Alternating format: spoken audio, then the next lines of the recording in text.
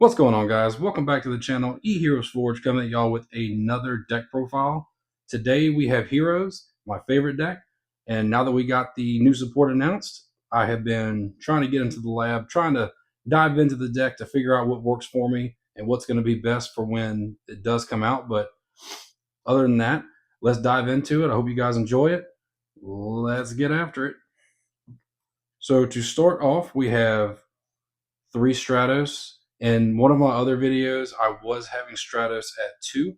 I do believe Stratos at 3 is going to be the way to go whenever this new support comes out, because regardless of how we like it or not, this is probably our best normal summon. So it searches everything. It gets us into every single combo piece. To be frank, the deck is going to die to Droll. Like, there's no way to get around it unless you have the out for it. Droll is a card. So the best way to play this deck is just to forget that Droll exists, in my opinion. So 3 Stratos. To round out the Elemental Heroes, we have Neos and Shadow Mist. Now for the Vision package, I changed that up a little bit. We now do 2 Vion. I was in between keeping this at 1, but Vion with a new support, it just becomes basically another starter. If you played at 1 and you're trying to do the Ferris package, then drawing it is just kind of a dead card. So if you have 2, hopefully you don't draw them both. That would suck, but you do want to see this as a starter. You know, like, it's not a bad card if you draw it. So I think 2 is the right number. And to finish out the Vision Heroes, we do run 1 Ferris and 1 Increase.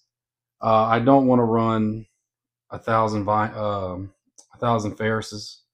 So I think 1 and 1 is good. I think the ratio works very well. In testing, I haven't seen either one of these. Every once in a while in a test hand, I'll see Increase, but it really doesn't matter.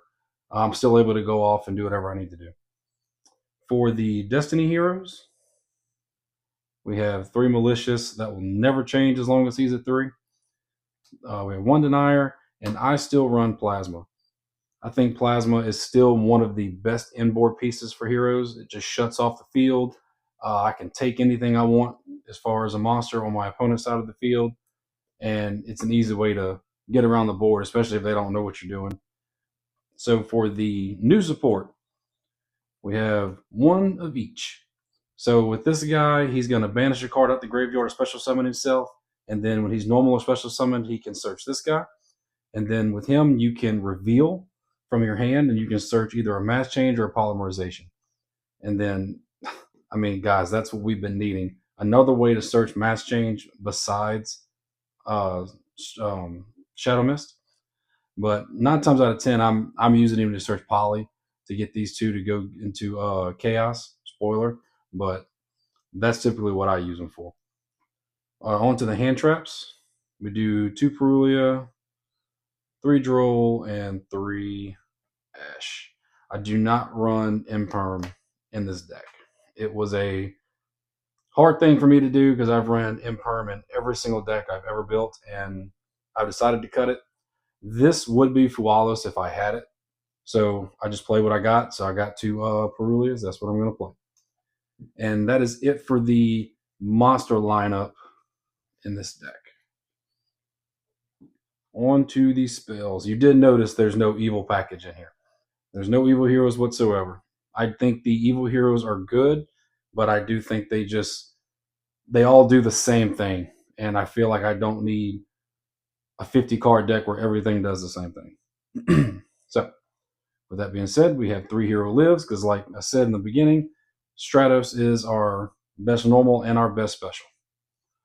So I think maxing out on hero lives is the best way to go. With that, we have 3 Fusion Destiny, another 1 card starter. It gets the cards you need into the graveyard, and DPE is a very powerful card. And for the other one we do 1 Poly, 1 Miracle Fusion, 1 Mass Change. I've been seeing people say this needs to go to 3. I still don't agree with that. I think Mass Change still stays at 1 because now you have 2 ways to search it. So while I want to see it, I'd rather search it. If I draw it, awesome. Because if I go into, let's say I have Vion as my only starter and I summon him and they go for the Imperm, I can chain Mass Change to get into the graveyard, get out Dark Law. and then your plays just continue. So yeah, there are advantages to having it in your hand and running it in multiples, but I think just one is fine. Plus, you can recycle it. And then we finish with the favorite contact. And then for a lot of our one ofs and the rest of the deck, we have one Foolish Burial.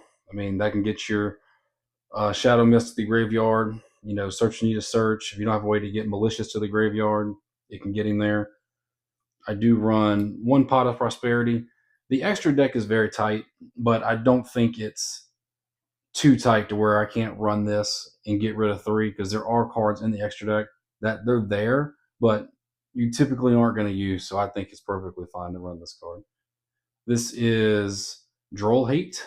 We do not like Droll. We don't want to see it. So if we can get this in our hand, yeah, it's a one of, but when you draw it, man, it's good. We have one Rhoda for Stratos. So you basically run 7 Stratos in the deck. So you can definitely get to it fairly easy. And to round it off, we do run 2 Droplet. If I had a third one of this, I would run 3, but it's a 40 card deck. So if I had the other Droplet, I would run 41. I think it would be worth it. For the extra deck, we have the man himself, Darklaw. We only run him at 1. I think 1 is necessary. I don't think you really need to run 2. I want to, but I think you can argue for other stuff. I do the 1 Blast. It's a little different. It's arguable this doesn't need to be there, and I would agree with you. I'd hear your side. But if I summon out Stratos as my only starter, and like I was saying before with the mass change, you can get to this. So it gets you around Imperm, it gets you around Valor. You can get around things like that. They ash you, it is what it is. And then you got the new Masked Hero. It's good, but I think I'm going to cut it. I think I'm going to run either another DPE or go for the other Darklaw, maybe go into 2 Wake Ups. Who knows? Speaking of DPE, we have the 1 DPE for the Elemental Heroes. We have Shining, we have Sunrise, we have Flame Wingman, and we have Wake Up. I've seen people run this at 2. I only have ever summoned it once, so that's why I just can't commit to doing it at 2.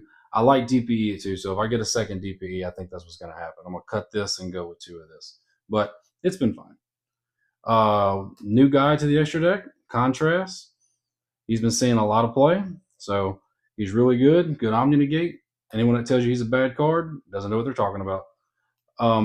A little twist on my version of the deck, I like to run Trinity. I think having Trinity when you have a hand of like 3 heroes and a poly, and you just got a big board looking at you, summon this, beat over their board. If you want to go for the OTK, I think you can make the argument for having this in your deck. To round it off, we have 2 Cross Crusader, 1 Wonder Driver, 1 Devicer, and my new card is Typhon. If I get into a situation where, like my buddy DM Tactics, he loves Dragoon, he'll get him on the field, and there's times where I cannot get over that Dragoon. I don't have enough. So use my normal summon, go into Typhon, call it a day. But obviously, the extra deck's going to change a lot, especially by the time all these cards come out. But as for now, this deck has been doing very, very well. I've been beating a lot of meta decks. I got buddies that play Malice. Obviously, I got DM Tactics. I'm going to try this out at a locals tournament here soon. We're going to see how it goes. I'll have a video for that.